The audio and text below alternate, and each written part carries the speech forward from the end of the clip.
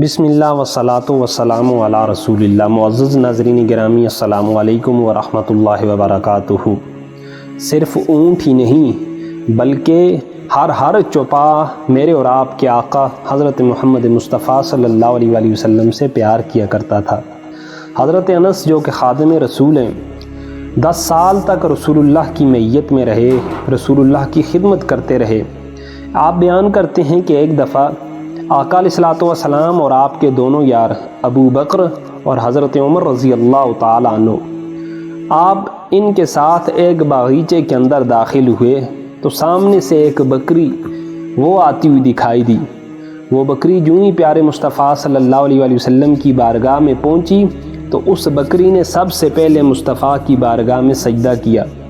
تو حضرت ابو بکر اور حضرت عمر فاروق رضی اللہ تعالیٰ عنہ کہنے لگے، یا رسول اللہ، ہم تو اس بکری سے زیادہ حقدار ہیں کہ ہم آپ کو سجدہ کریں۔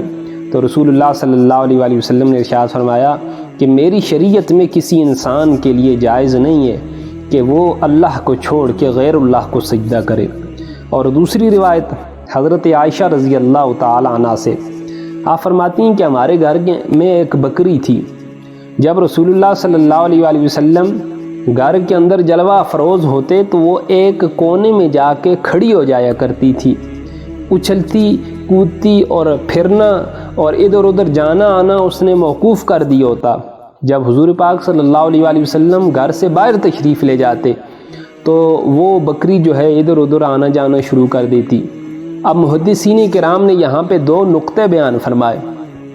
بعض محدثین کہتے ہیں کہ بکری رسول اللہ صلی اللہ علیہ وآلہ وسلم کے ادب کی وجہ سے آنا جانا اچھلنا کودنا وہ ترک کر دیا کرتی تھی، کیونکہ وہ بکری ضرور تھی لیکن وہ یہ بات ضرور جانتی تھی کہ یہ ہستی اللہ کے آخری نبی حضرت محمد مصطفیٰ صلی اللہ علیہ وآلہ وسلم ہے۔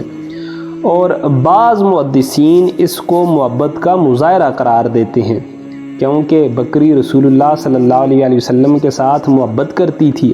جب حضور باہر چلے جاتے تو اس کا دل بے قرار ہو جاتا، جب اس کا دل بے قرار ہوتا تو وہ ادھر ادھر گھومنا شروع کر دیتی، اور جب حضور سامنے آتے حضور کا چہرہ ودعا اس کا وہ نظارہ کر لیتی، اس کی زیارت کر لیتی تو اس کا جو عشق ہے، اس کا جو دل ہے وہ مطمئن ہو جایا کرتا تھا اور وہ ایک جگہ پہ قرار پکڑ کے کھڑی ہو جاتی۔ کیوں کہ ادب پہلا کرینہ ہے محبت کے کرینوں میں۔